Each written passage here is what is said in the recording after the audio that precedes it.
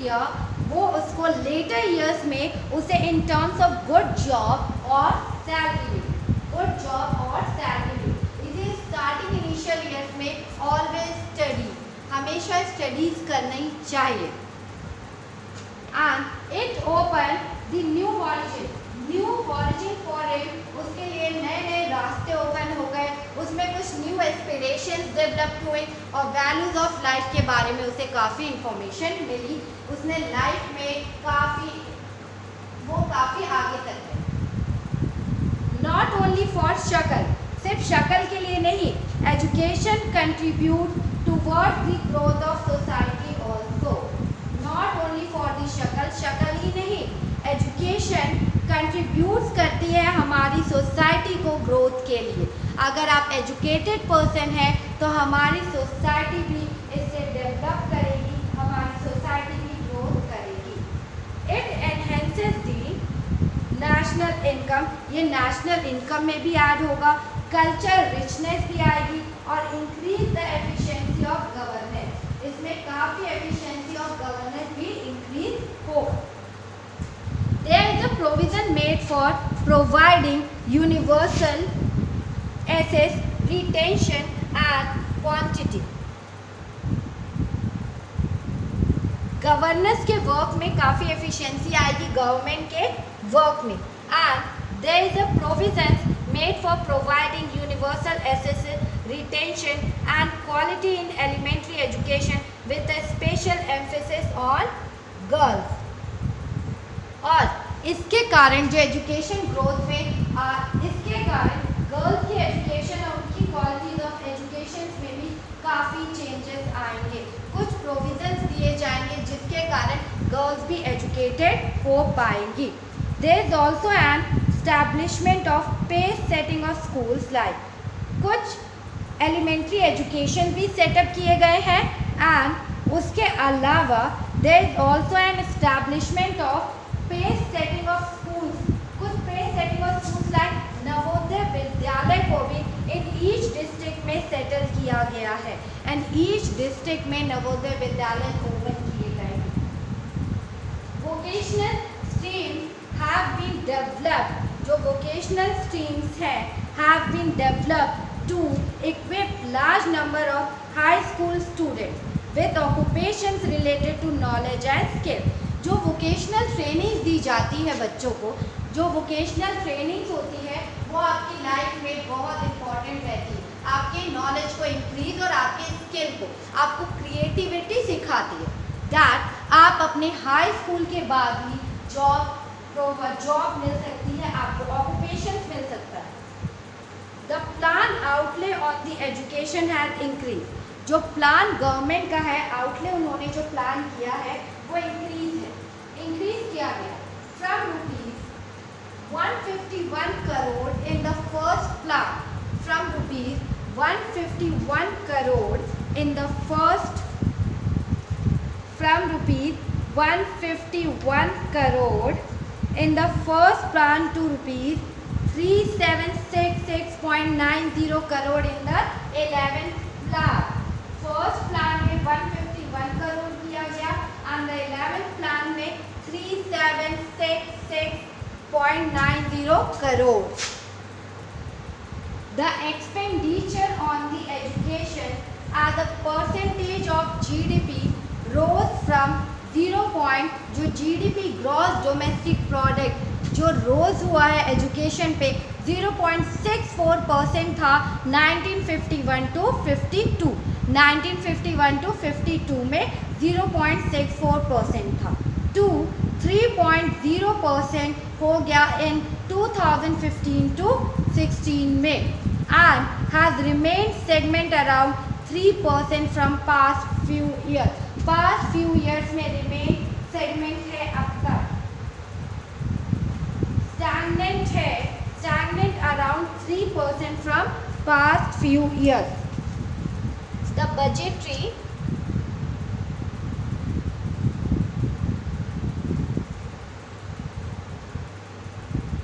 budgetary estimate as stated in the budget documents of Union State Government, Reserve Bank of India, the expenditure on education as a percentage of GDP has declined to 2.7% in 2017 to 18. 2017 to 18. You can say हमारी जो education है 1951 से 52 में 0.64% था, 1951 से 52 में 0.64%. हमारी GDP ने ग्रोथ किया इन एजुकेशन में 0.64% in 1951 to 52 and 3% in 2015 to 2016. But GDP has declined to 2.7% in 2017 and 2018. The literacy rate have increased. GDP declined, but the literacy rate has increased. The GDP rate declined in education, but literacy rates have increased from 18% in 1951 and 74% in 2010 and 11. Literacy is not only a right, it is also needed if the citizens are to perform their duties.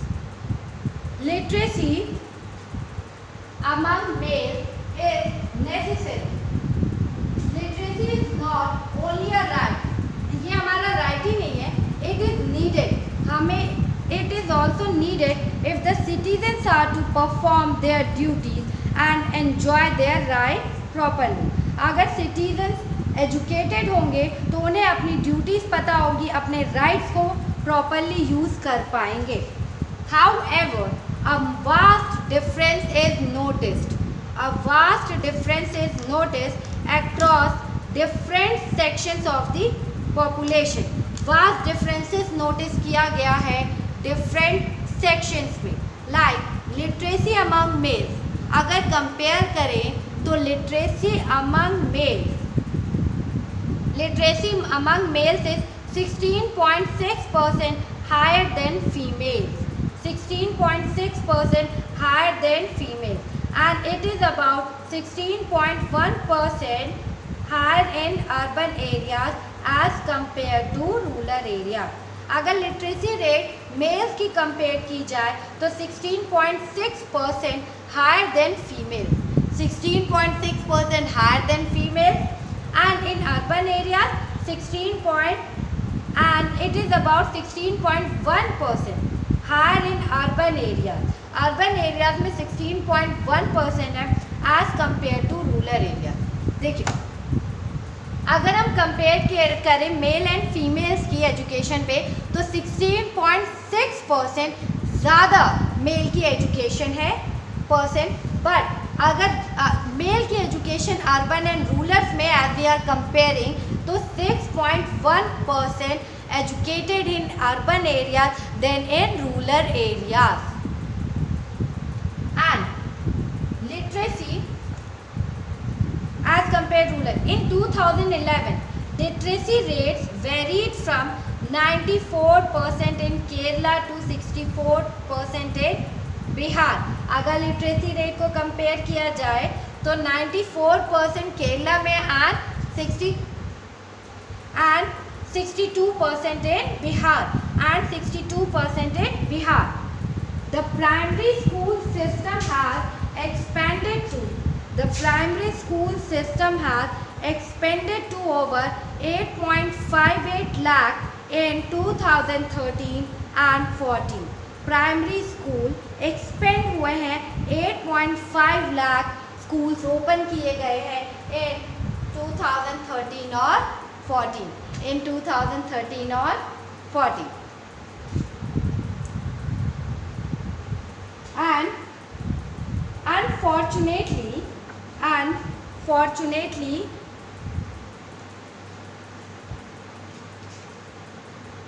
this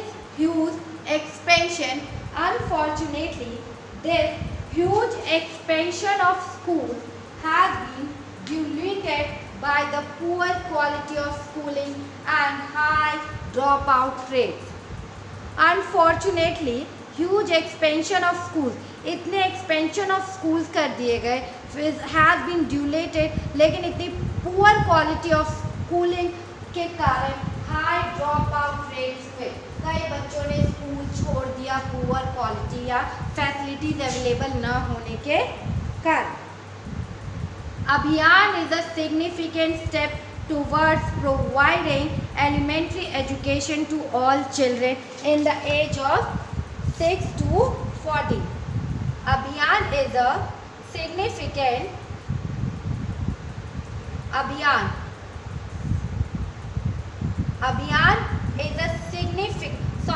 सर्व शिक्षा अभियान is a significant steps towards, सर्व शिक्षा अभियान एक step लिया गया government के द्वारा जिसमें एलिमेंट्री एजुकेशन प्रोवाइड की जाएगी age group to 6 to 14 years by 2010 and by 2010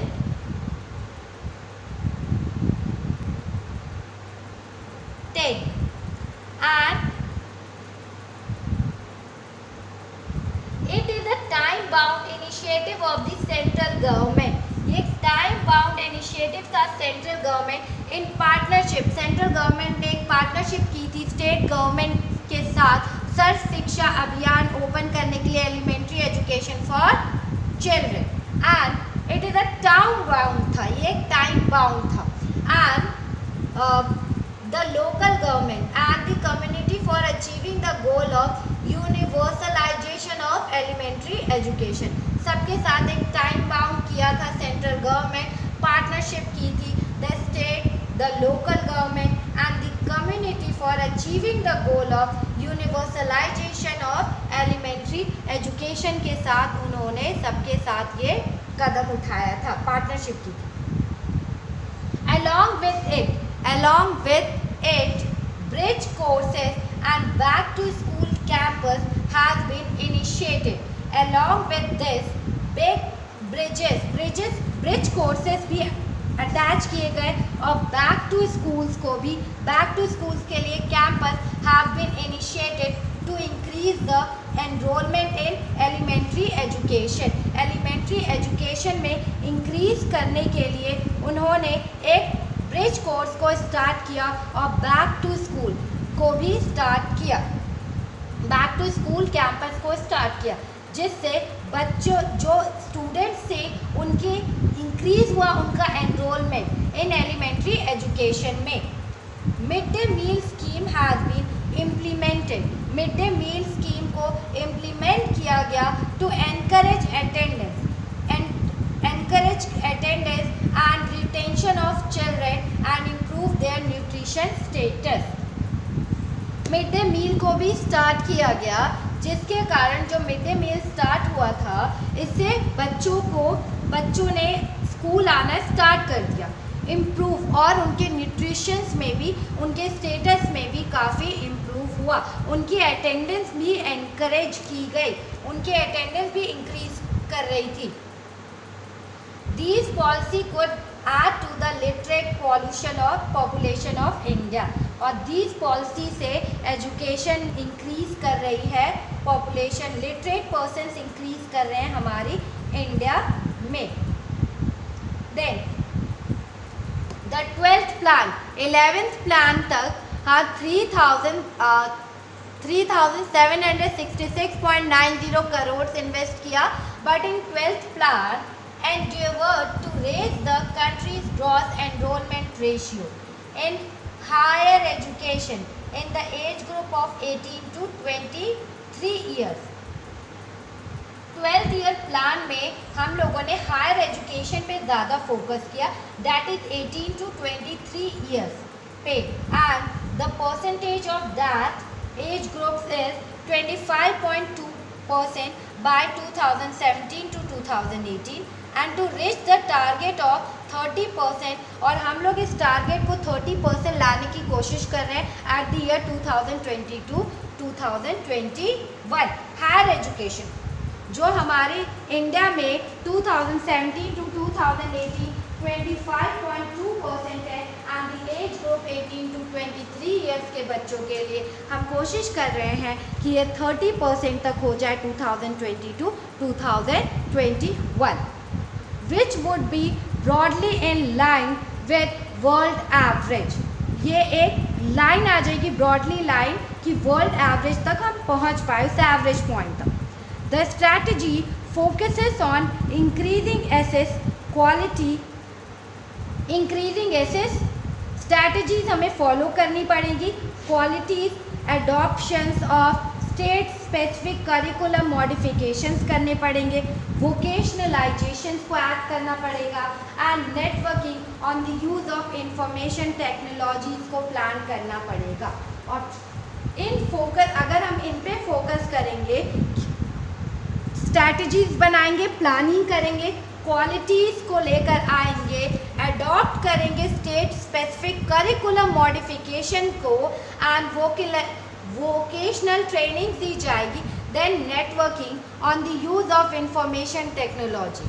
the plan also focuses that gross enrolment ratio. The plan also focuses on distance education. ये प्लान इन टेक्नोलॉजीज़ पे भी फोकस कर रही है और डिस्टेंस एजुकेशंस के लिए भी।